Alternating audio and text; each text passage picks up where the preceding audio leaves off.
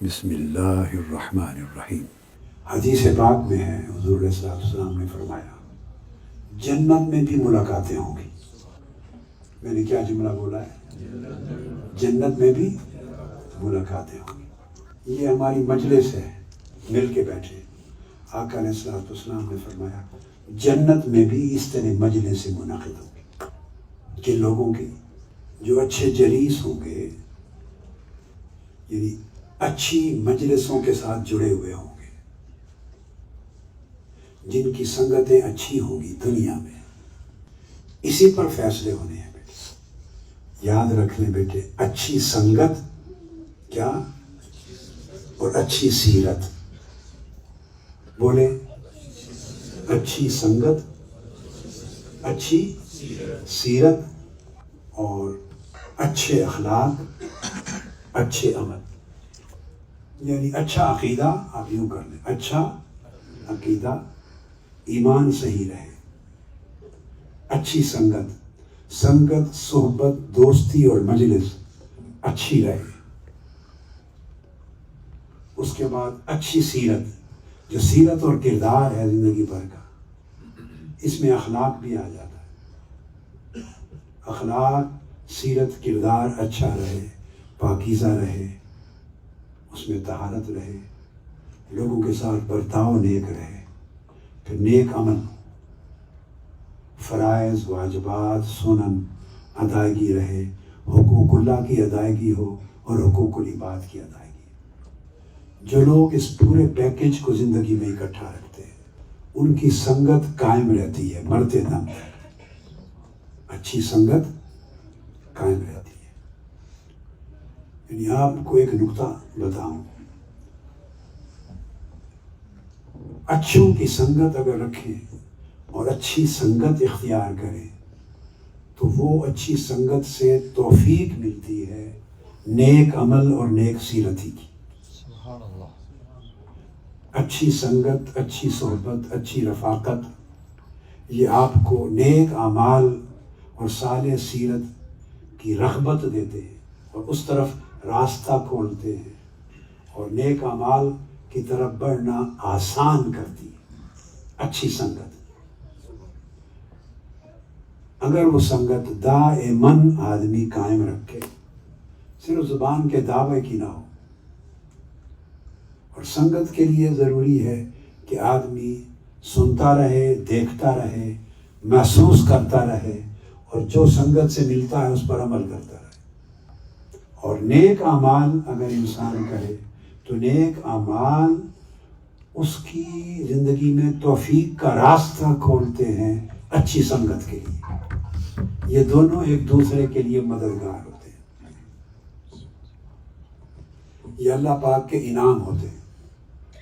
ہمارا مشن تحریک منہاج القرآن یہ اچھی سنگت کا مشن ہے، اچھے عقیدے کا مشن ہے، اچھی سیرت کا مشن ہے، اچھے اخلاق کا مشن ہے، اچھے اعمال کا مشن ہے۔ ہمارے مسلک میں یعنی اہل سنت والجماعت میں خرابی یہ ہے کہ وہ ایک چیز پہ صرف فوکس کر کے باقی ساری چیزوں کو غیر اہم ڈکلیئر کر دیتے ہیں، جس کی وجہ سے اہل سنت والجماعت میں پہلے عمل کی کمزوری تھی۔ کیا؟ علم تھا، بہت پہلے کی بات کر رہا ہوں، علم تھا، عمل یہ نہیں کہتا کہ نہیں تھا، مگر عمل کمزور تھا۔ میں نے خود اپنی زندگی میں بچپن سے دیکھا ہے، آپ نے تو وہ زمانہ ہی نہیں پایا۔ جب میرے بچپن کا زمانہ تھا تب بھی میں نے دیکھا کہ قلیل لوگ تھے کثیر عمل رکھنے والے۔ کیا؟ قلیل لوگ تھے کثیر، یعنی زیادہ عمل رکھنے والے تھوڑے لوگ تھے، اس لیے مجموعی طور پہ عمل پہلے بھی کم تھا۔ علم تھا، اور وقت گزرنے کے ساتھ ساتھ نہ علم رہا نہ عمل رہا، اب صرف گالی گلوچ رہ گیا، نفرت رہ گئی، فتویٰ بازی رہ گئی، اور مال بٹورنا رہ گیا۔ یہ علم اور عمل دونوں کو رخصت کس نے کیا؟ مال، دولت، پیسے کے لالچ میں۔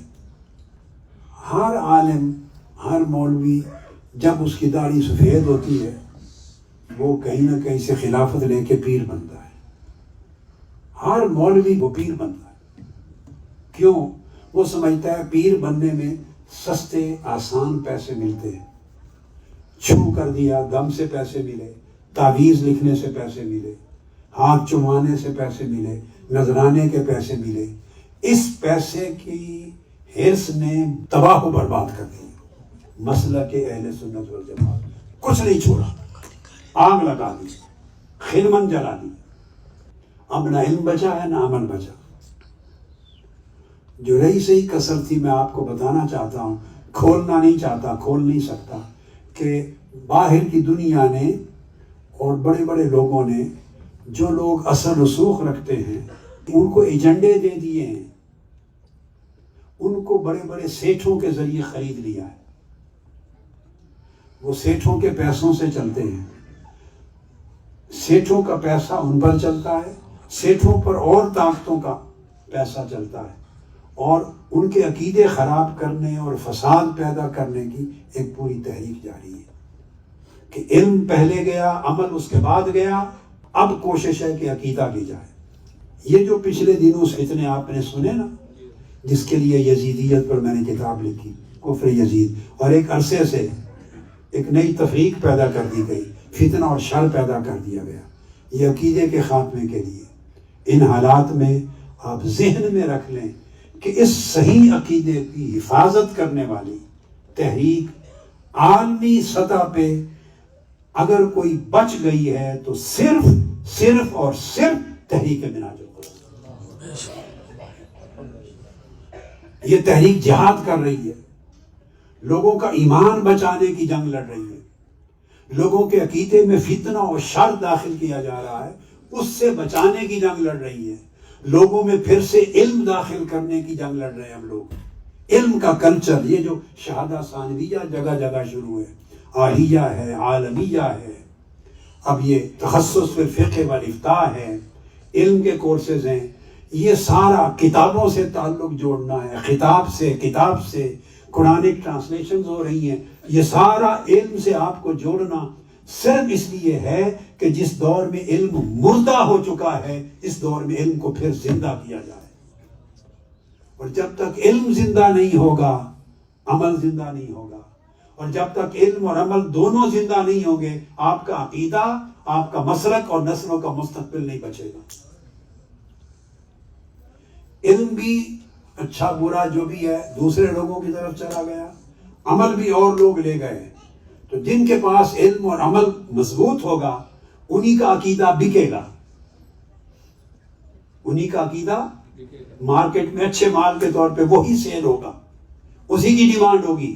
لوگ عقیدے کو بعد میں دیکھتے ہیں، پہلے عقیدے کو علم کے پیمانے میں توڑتے ہیں کہ جو آدمی ایک عقیدہ بیان کر رہا ہے اس کے پاس علم کی قوت، علم کی دلیل، علم کا نظم، علم کی لاجک، علم کی منطق کتنی ہے، بات کتنی کلیئرٹی کے ساتھ اور دلیل کے ساتھ ذہنوں میں اتار سکتا ہے.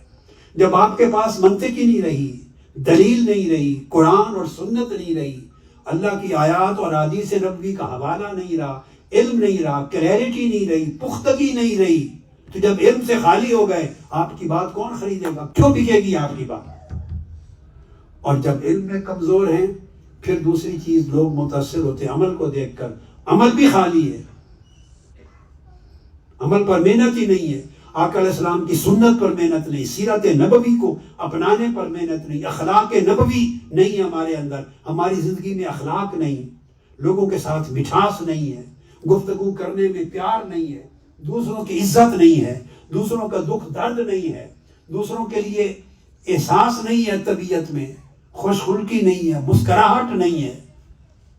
تو جب اخلاق بھی نہیں ہے، عمل بھی نہیں ہے، علم بھی نہیں ہے، تو آپ کی بات کو اور دین کی بات کو نوجوان نسل کیوں لے گی، کیسے لے گی؟ اور والدین جیسے علم اور عمل میں جتنے کمزور ہوتے ہیں انہی کی اولاد دین سے بھاگتی ہے. اسی طرح کہ انہوں نے دین کی طرف راغب کرنے کے لیے جب ماں باپ بات کرتے ہیں انہوں نے ماں باپ کو بات کرتے سنا ہے مگر ماں باپ کے اندر دین کو دیکھا ہی نہیں. جب ماں باپ کو نماز پڑھتے نہیں دیکھا، مصلی پر کھڑے ہوتے نہیں دیکھا، تسبیح کرتے نہیں دیکھا، ماں باپ کو دین کی قدروں پر عمل کرتے نہیں دیکھا، اخلاق پر عمل کرتے نہیں دیکھا، سچ پر قائم نہیں دیکھا، تو وہ بچے ماں باپ کی بات کو کیوں لیں گے؟ مذاق کر کے اڑا دیں گے۔ اسی طرح استاد کی بات کیوں لیں گے؟ امام کی بات کیوں لیں گے؟ اسکالر کی کیوں لیں گے؟ کہ اسکالر اور عالم جو کہہ رہا ہے وہ اس کی زندگی میں خود نظر نہیں آ رہا۔ جس کی تبلیغ کرتا ہے، پرچار کرتا ہے، وہ جب اس کی زندگی کے آئینے کو دیکھتے ہیں اس کے اندر وہ نقش نگار نظر نہیں آتے۔ لوگوں کو کہتا ہے تواضع انکساری رکھو، خود تکبر کرتا ہے، اکڑا ہوا ہے۔ لوگوں کو کہتا ہے نرم بات کرو، خود غصے کی بات کرتا ہے۔ لوگوں کو کہتا ہے معاف کرو، خود کسی کو معاف نہیں کرتا۔ لوگوں کو کہتا ہے اچھے اخلاق، مسکراہٹ رکھو، خود چہرے پہ غصہ رکھتا ہے، اخلاق نہیں رکھتا، تو اس کی بات کون لے گا؟ لہذا اپنے آپ کو بدلیں، یہ خوبیاں پیدا کریں، یہ پیدا کریں تو تب آپ سمجھ سکتے ہیں کہ ہم اس مصطفی مشن کے بیٹے ہیں، سچے وفادار اور کارکن ہیں۔ یہ میسج ہے آج کی ملاقات کا۔ اگر اس کو یاد رکھ لیں، بار بار سنیں، اس پر زندگی میں عمل کریں اور آگے پہنچائیں، مگر اپنی ذات سے شروع کریں، اپنے اندر پہلے سے کہیں زیادہ تبدیلی لائیں، مضبوط کریں۔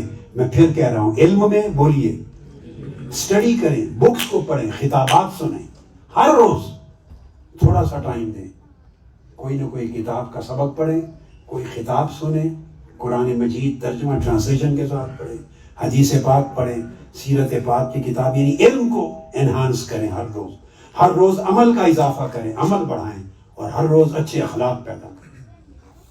اگر یہ چیزیں پیدا کرتے ہیں تو آپ سمجھیں کہ صحیح طور پہ اس مصطفی مشن اور تحریک منہاج القرآن کے آپ لیڈر بھی ہیں، آپ کارکن بھی ہیں، آپ رکن بھی ہیں، اس کے بیٹے اور بیٹیاں بھی ہیں۔ تب جا کے یہ چیز آگے منتقل ہوگی۔